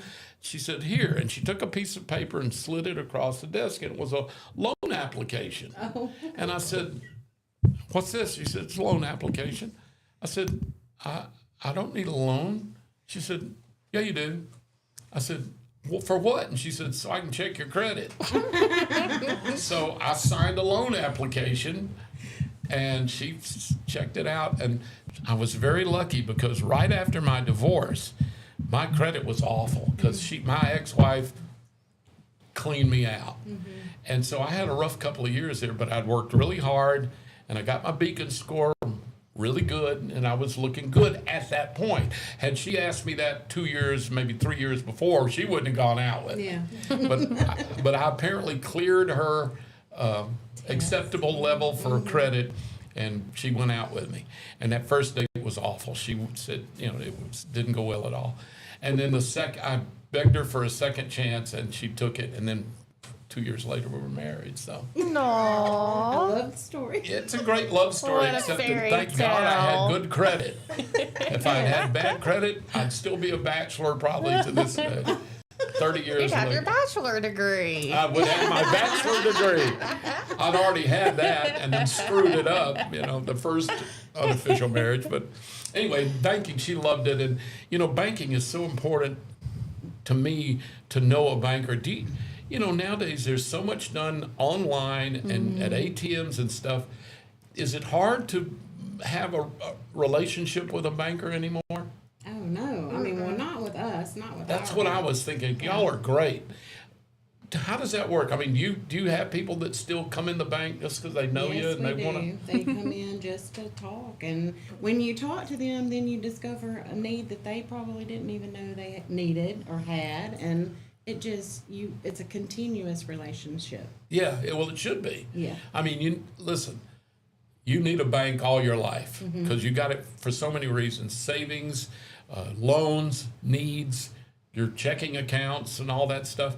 And, you know, I always felt it was so much nicer to know your banker because if they know you and you know them, everything's easier. Oh, yeah. Yes. If you get even into trouble, or you need an emergency loan, if they know you, that's going to go so much better than a stranger walking in saying, "I need money, I need it fast." You may have a car that blew up and you need a big expense, or you may need to buy a new car, something. You never know. Life throws a lot of things at you. So I imagine for a banker in your positions that it's a lot better to know that person rather than a stranger coming in. They may have banked with you for a while, but you just never saw them, never know them, don't know really who they are, except when you see their name and their bank number. So it's got to be better for y'all too, isn't it? Well, you get to know your customers, and they become your family. And if you guys know anything about me, I love to hug everybody. And when everybody comes in, She smells good too. I've been sitting here sniffing it's bad when you sniff a banker. I've been snuffling my banker here. well, I mean, you got to smell good if you want to hug everybody. That's right. Right? That's Yeah. exactly right. But no, I like that. I'm old school, and I've always grew up. My dad had this lady that was his bank specialist, Ms. Dotson, Barbara Dotson. And so it was nice because when I was in college or out of college and trying to start a life and start a career on my own and build my own credit, my dad introduced me to his banker, Barbara, and in Birmingham. And that's back when Birmingham Trust National Bank, this is back in the late 60s, early 70s. And it was so nice to have a lady that knew my dad, and then knew me personally, so that I could walk in, and if I needed, back then you could get these what they call 90-day notes, and I was always needing them because suddenly my transmission I always bought crappy, cheap cars that were always breaking down, and I didn't have $500 cash in them. Then I didn't even have if I had a savings account, it had $50 maybe in it, maybe not, and I needed, to have my car repaired so I could keep going to school or working. And it was nice to walk in and have the banker say, "Hey, Bill, come on in, sit down. What do you need?" Matter of fact, I went to her when I was going to get married both times. Matter of fact, I went to her to get a loan for the engagement rings, right? So I walk in the first one for the ill-fated marriage, and I went in and I said, "Barbara, I'm getting married." And she said, "Oh," and I'd been going to her by that time for 15 years or so. She said, "Well, tell me about her," and da-da-da. And she said, "So, what do you," I said, I need money for an engagement ring. I said, "I've got some, but I want to get her something nicer than I have right now." She said, "That's very good." She said, "And what kind of ring?" I said, "I don't know. I was looking at this ring at named a jewelry store," and she kind of went, and then I said, "And it's a real pretty cluster." She said, "Oh, no. I told her how much I was looking at. It was like $3,000, $2,500 back then. That was a lot of money. And she said, "Oh no, you need to go higher than that. It's got to be a solitaire." So the banker's telling me that I have picked the wrong jewelry store and the wrong kind of ring. Well, she probably knew you had picked the wrong wife too. She just wanted you to get that loan at the time. I think she was really looking out for me, because she was right. And I brought, she said, you don't do a cluster for an engagement ring. It's got to be the biggest diamond you can afford, solitaire. A single that ring. is solid advice.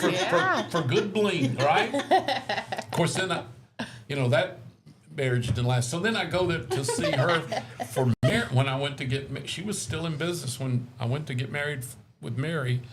And she was really Barbara was happy that Mary was a banker, And then she said, "What are you going to get?" And I said, and at that time, then I had a little more money than I did when I was younger, but she said that's not enough. So I got a loan and got a pretty good sized ring, I thought, and a pretty expensive one, I thought, and I gave it to Mary, and she agreed to marry me. But you could tell I hadn't quite gone bling enough. So on our 20th anniversary or 10th anniversary, I upped the bling. I went and bought a bigger diamond. I took her ring and made it into a pendant, and then gave her a better, bigger ring.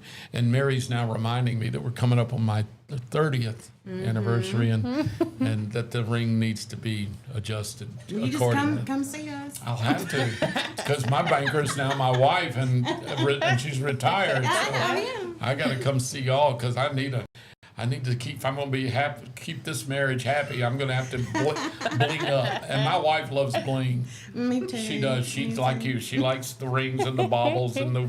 Oh yeah. Yeah. Glitter, all the things. I wear one thing, and that's my wedding ring. That's the only bling I got. I don't even wear that a blingy watch or anything. Oh, she did give me a bracelet, and now I've worn it nonstop since she gave it to me because I can't get it off. Oh. Okay. Yeah, I say it's because she gave it to me and it won't leave my hand. But to be honest with you, I can't undo the clasp, and it won't go over my hand, so it's there till I die. Hey, that's probably a good thing, because if you took it off and she noticed, you'd probably never hear the end of it. The sad thing is, I've given her, she likes bling, so I buy her jewelry for most occasions. I try to get her some jewelry, of course, at Christmas. I try to for her birthday and for our anniversary and maybe for Valentine's. So that's like 4 times a year I'm buying. So to me, I don't have to spend that much on bling if I'm doing it 4 times a year. I found out that's the wrong attitude, right? So I've bought her earrings before that I thought looked pretty good. And I've never seen them back on her ears since they're still in that jewelry box. So I don't think I did very good with that. Oh, no. That's a sign. That's a sign. And she's got a lot of jewelry in that box that I've never seen. And I've given her all of it. So I've got to forgot you bought it, huh? I think I got to up my bling. Yeah, that sounds. Can you help me with that? Yeah, we can. So right now, with people are, with all the cost of everything being so high, what's going on in the banking business right now? Is there a lot of loans going on? Is checking still a big deal? Because a lot of people have gotten away from writing checks. They do everything, but I imagine debit cards are huge now. Oh yeah, and we're a community bank, but we offer everything that all of the big banks offer. Yeah. We have everything from A to Z. Do you really? So there's no difference in the quality. There's no difference in what the products you offer, but I imagine in a small town with a bank like y'all have, the quality is far better, I would think, than going to one of the big chain banks. You're just a number, and bank people come and go. I used to bank at Wells Fargo years ago, and I never saw the same people in that Wells Fargo bank more than for a few weeks. You'd go and you'd get to know you'd introduce yourself to the bank president or the director, whatever you call the guy that's running or woman that's running the bank, that one. And 2 weeks later, you go in and you go, I need to see so-and-so. And they go, well, she's not here anymore. She's at another, let me introduce you to the new person. Yeah. Go in That's a month not the later. case at First Bank, is it? No. Absolutely not. We're a community bank. We believe in that with all of our hearts, pouring our money back into the community, our time back in the community. I think that's wonderful. We want to make an impact in our community. We empower the employees that we have to be able to do that. Really, that's Yes, really important, isn't it? It is. It starts from the top down. Well, can you tell us about your community engagement? What's something that you think the community needs to know that we might not? We do a lot of financial literacy within the schools. Do you really? We do. And Wow. I know that Mary has mentioned that she would like to come with us. When She we used to do that a lot in Montevallo. She would go to the high school, especially, and then college once in a while. But the high school, it's amazing. Most schools, you can come out as a high school graduate never having once been taught about checking and banking and savings and how to write a check or how to do your finances so you don't get ruined, ruin yourself.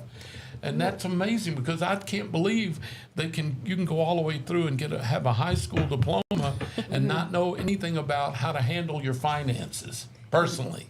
And that's what we do. We go into the schools. We do the mock interviews with the students. Do you really? We do. This is awesome. To prepare them. And any kind of financial literacy, starting out with a budget, all the way to credit, how to start your credit, how to build your credit. That is one of the best things that I think that we do. That's amazing. You know, also we participate in any event like Swedish Festival, Strawberry Festival, Peach Jam. We're a huge sponsors. With There you go. Peach Jam. Yeah. In anything, any time that I think that we can make an impact or we can help, that's what we want to do. That's what we're about. We want to help everybody in the community. We even, you know, there's so many local banks in town, and I have so many friends at all of the banks. Right. And there's enough for all of us Right. Yes. bankers to go around, and we collaborate together. I mean, I love that. Yeah. I do I know too. Mary worked with some other bankers Yeah. in Montevallo. They were friends, and they tried to help each other. You know, Yeah. if something they couldn't offer that the other one did, they'd send them right across the street. And I love that because that's good for the community. And this thing that y'all are doing with not only being everywhere, but the literacy thing, I wouldn't have known how to do any of that. My dad sat me down a few times and Yeah. explained to me what I went through college and of course I purposely didn't take any college courses because I was horrible at math and economics was not my strong point. So, of course, I didn't get anything like that in college. But you would think by the time you graduate high school, they would have given you, there'd be some course about, but they don't. Now, the schools here open to you doing Yes, these programs? So is it easy to work a program up and go into the schools and do it? Absolutely, and we have it, you know, on our website too. To anyone, all the resources are there that you can look at. Really could That's so like awesome. if somebody's out there that never did get much training in budgeting or banking or knowing what they should be doing and not doing, Yep. they can actually call you guys and y'all can bring them in and help them. Yes, absolutely. One-on-one? Yeah, oh, absolutely. That's awesome. Anytime. I Yeah. never thought about that. Yeah, absolutely. One of the best things that we did was we go into the schools, and I was at the college and career fair. It was the first one for the intermediate school with Chilton County. Really? Now And that's we- 7th, 8th, and 9th graders, something like yes, that. Yeah. it was the first one. We worked closely with every career coach in the county, and the table that I was at next to me was a lady from the Alabama Environmental. I can't remember exactly. It was like rehabilitation for pets or wildlife. That Yeah. they did. yeah. I Right. can't remember the Wildlife name. rescue, that kind of Yes, it stuff. was Yeah. that. And she had a snake. Oh my Oh my goodness. God. And I was like, I think I'm going to go back to work and ask for hazardous pay. Right. Sitting next to us. My wife believes Hey, she believes the only good snake is a dead snake. She's right. Now, do what? She's right. Yeah, that's right. This You know, was- I found a snake one time in the yard, and I took a picture of it before I did anything before I killed it. Basically, be honest with you. And somebody said, "Oh, don't hurt it. It's a good snake." I said, "There is no good snake," but I did let it. It turned out it was a chicken Yeah. snake or something, and it eats other snakes, so I let it go. But Barry was get the shotgun, kill it. It's on my land. Well, the snake being next to you, that was probably a good and bad thing. It probably brought people to your table. I was, you know, talking to the children, and they would ask questions, and then, you know, sometimes I would get the blank stare, Yeah. and I would go, "Have you seen the snake?" I bet they were probably sending That ones brought your them way back too. to back. Yeah. Yeah. You start talking about interest rates, and they just go out on you. By the way, have you seen the snake? Yeah. That's funny. It was- I'd been like you. I would have been very uncomfortable. Yeah. She said, I'm gonna, before the kids got into the gym, she said, I'm gonna let Oakley, was the snake's name. Oh my I'm goodness. gonna let it out and let him crawl around. And I said, Oakley. Oh no, No, thank you. I think, and that was, I couldn't move. That was the only table, and you know, that was my assigned table. That was the only table that was left. I couldn't move, so. But I know, made funny. it through it.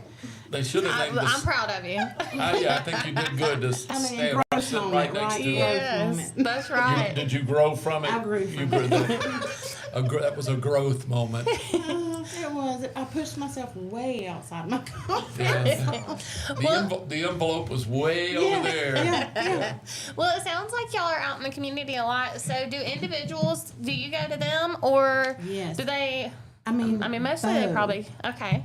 We love to go out and visit the community. We love to go out and check on our current business customers. We like to go out and just pop in and say hi to anybody in the community, encourage them and what they're doing. And if they need our help, great. If not, we're just putting our name out there. Right. Yeah. We just Well, I assume, you can tell me if I'm wrong, but most people should, if they bank somewhere, they need to go in and introduce themselves and get to know some of the staff, because it does help when you need something in banking to feel comfortable going in and knowing people and them knowing you Yeah. as a customer, right? Well, and two, that, people coming into the bank is kind of drifting away. It's like a thing of the Right. past. Yeah. Everything is online, which is fantastic.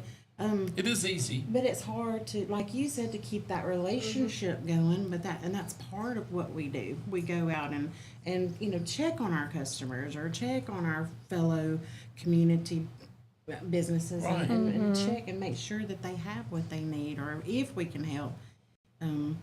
But that is the most fun. Yeah. Yeah, I mean, and that is what keeps those relationships alive. It really does. Do y'all ever have like a open house or a thing where you invite your customers or the public, anybody, to just come in and see everybody and maybe have some yes. goodies and just show them around and talk to them just to be? Do you do that? Of course, we had a couple years ago. We did celebrated National Pizza Day. Oh, fun. And our artist of our branch, she made a little sign that said Chilton County has a piece of our art. Oh, cute. And we had Piece of our pizza art. for all of our customers. That was really cute. We celebrated National Donut Day. Did you know that there's a National Donut Day? Oh, Did wow. I ever? Every day is for you. I love all the fun Things little like that. holidays. We made like National Popcorn Day. We popped a bunch of popcorn. Oh. Took it around to businesses and said, "Hey, we're just popping in." I mean, Oh, pop it love in. that. let's gotta make it fun, That is great. You know what? I saw y'all brought us one time back before you brought in some little, it was some candy in a little dish, and I forgot what it was. But that always impresses me when you think about the little things like that, just to keep touching bases with people Yeah. and touching their hearts and touching their brains a little bit. I think that's wonderful, and we are losing, not banking everything. We seem to be losing a lot of that one-on-one personal touch with a lot of our businesses, because a lot of businesses now have cut back so much that they don't have the resources to reach out or do much other than their jobs. They're struggling just to get the jobs done. And so I think we are, and with these things, these that phones. is what I was gonna Yeah. say. These phones have been a godsend and a terrible thing for isolating us. As quick and easy as it is to talk to anyone in the world, it also isolates you because you don't go out or personally do things you can do on that phone online or on Yeah. the computer. And I know that I do a lot of my banking online, but I miss going in and saying hi and Yeah, smelling my banker. exactly. Snuffling my banker. Well, okay. Are you the newest member of the team? I am. Okay, tell us who you are and what you do at the bank. I'm Jennifer Littleton, and I'm a consumer lender. Okay, what does that look like? Car loans, house loans, deposit secured loans, just loans in general. Anything but Yeah. business loans, basically, right? Right. Anything an individual would need, Yes, sir. like getting an engagement ring. Yes, sir. That would be me. No, I'm just kidding. No, I'm just kidding. No, that's gonna be her. You're the romantic, No, is that's that gonna be right? her. You're the one who's going to push him to the bigger stone. Exactly. Yeah. There you go. Help She's out the with one that you'll carry with to shop. Yeah, She'll help you pick it out. What should people watching or listening right now, Jennifer, know if they've never really gone in? Some people have maybe never had to get a personal loan for anything, because a lot of times if you do a loan, you might just use the car dealership, let them do it for you. Well, sometimes you can get a better interest rate and a better loan if you do it at your bank, right? Yeah. Right. What would you tell people to make them feel comfortable coming in and at least shopping and seeing if they should get a loan from you rather than from a store, their credit card that can have incredibly high interest rates? I mean, what should they do to feel comfortable coming in? It always is good just to check around, especially to check with us. We're going to do what we can to help you, to help your dreams come true. We want to put you in that vehicle or get that engagement ring that she's going to love. Home improvements, all kind of stuff, right? Yeah. Right. We just want to be there to help. So like I said, we are a community bank, so we are all about helping people in our community and trying to do whatever we can to make your dreams come true. Are your interest rates comparable? I mean, are they good? They are Yeah. very good.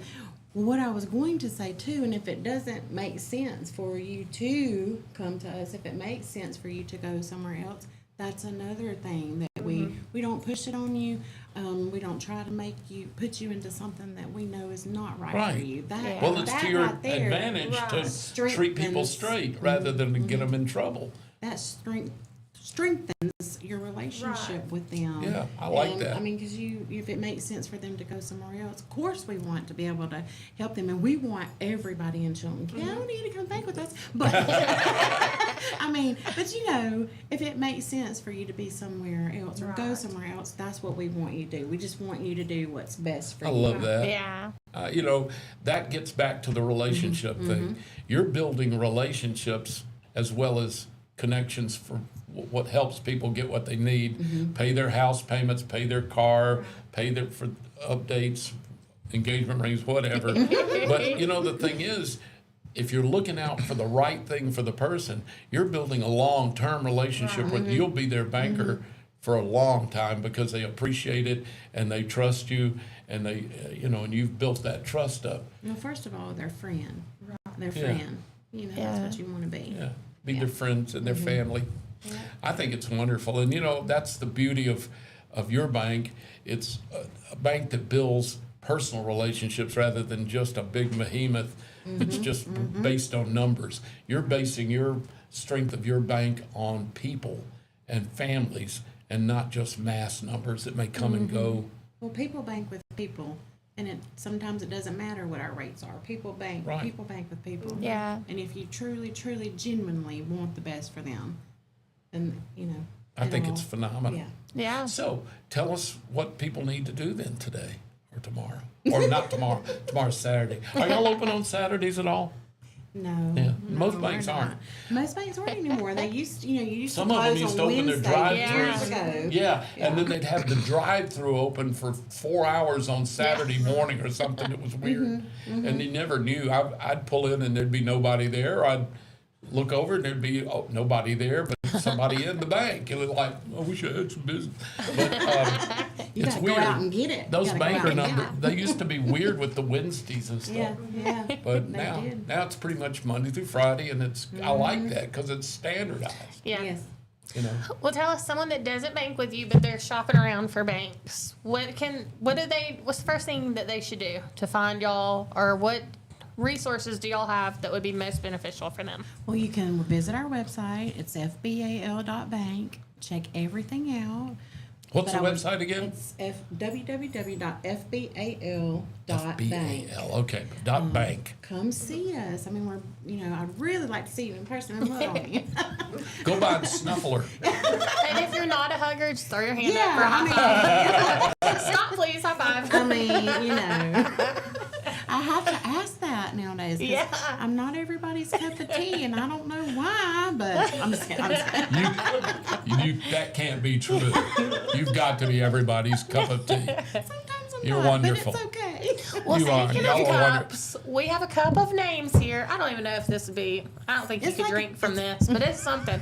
It's got 6 names in here. We're drawing for the concert series happening at Peach Country Theater. Oh, we went last night, and it was fantastic. Yes, Really? we've heard really good I things. haven't been there yet. So great. But this is going to be 2 pairs, so 4 in total, but only 2 winners of tickets for the concert tomorrow night. So that we've already drawn down the 6 names. Y'all each can draw one, and then Okay. they'll be our winners. All right. You go first, Jen. All right, Jennifer. Does she go by Jen? Jen, If you need help reading it, let me know. Jenny Poo Poo. Jenny Poo Poo. Jen, that's a good one. That's a good one. All right, winner number 1 is Judy Lowry. Judy! Judy! All All right. right. All right, let me scramble it around. Yeah, got to mix those All 5 up. right. There you go. Do you want me You to can read open it? it if you want to. Well, you can open it. You may not can read it. Bathing tan writing's a little questionable. Yeah, Baden. Let's see. wait. Taylor, you know, you've been reading it longer than Okay. me. Winner number I 2 couldn't do it is Donna Hayes. Donna Hayes. Hey, Donna. Look, he's like, yeah, that's what it says. So, Judy Lowry and Donna Hayes, y'all are the winners of the tickets. I'm a winner too congratulations. because We got I some got magic. donuts. Oh, yeah. Notice I didn't say we. I got donuts. It's okay. I figured I'd have to go get my own anyway. Well, you can. I'll share. I'll share with everybody after I eat my 6. I'll have to Yeah. snatch it and run. Yeah, you will. Oh my God, Well, those look thank so y'all good. so much for coming Yeah, and it's joining always good us. to have y'all in. Thank you for what you do for the Yes. community and for banking and for the whole area, Chilton County and Clanton. Thank you. Thank you. Because y'all, We enjoy y'all are a that. vital We enjoy it. resource in this community, and we Absolutely. appreciate you. Thank you, Donna. What's We the next appreciate event it. that we can see you at? Probably Peach Jam. Yeah, I know. Y'all, did y'all give away the little fans last Yes, year? we I have remember. them this year too. That's a vital at thing. Peach That's a Jam? vital need for Good. Peach Jam. Yes. Oh yeah, The little fans. fans, Oh yeah. my goodness. I carried that thing for the longest time until it just snapped. We have more. Yeah, they're the little fans that fold up. Yeah. Oh, It like the makes it little cute. Japanese yes. fans? Yeah, kind Oh, I of. love those. Yeah. Usually you just get a popsicle stick with a piece of cardboard I on it. know. No. This And one that way folds you up. feel You like can put you're it at a on a funeral. keychain. That's a funeral fair. Baptist church. Yeah. Well, thank y'all so much. And if Thank y'all want to check out their resources, you said it's FBAL.bank. www.fbal.bank. Or come So. see us. We're below the tag office. Yes. And Where y'all are always y'all? have all The the what? pretty The art tag on y'all's windows. I wondered where you told people you are. Yes. I've been by it, but I Thank couldn't you. tell you where it is. I'm not from Clanton. You're gonna bring Mary. I am gonna bring. Okay. You know what? I Yes. swear to God, Sister, I will. promise. Well, I will bring her next week. Is that Yes, okay? that's One day perfect. next week, Yes. because I'll get her to come down. We might even put her on the air here. That she's. Yeah. I have to be really careful with Mary on the Baden air. would really 'cause- have to be on top of his game then. Oh yeah, because he's got to be ready to hit the beeper. All the sound effects. Well, thank y'all so much. Thank y'all for having us. Thank you for being on. Yes. Thank And again, y'all for thank y'all for tuning what you do. in. You've been watching or listening to Morning Mayhem with Dollar Bill and Taylor. It's 8:01, so we're all done for the day. It's donut time. But we Oh my will be God. back on Monday, so y'all have a great weekend, and we'll see y'all then.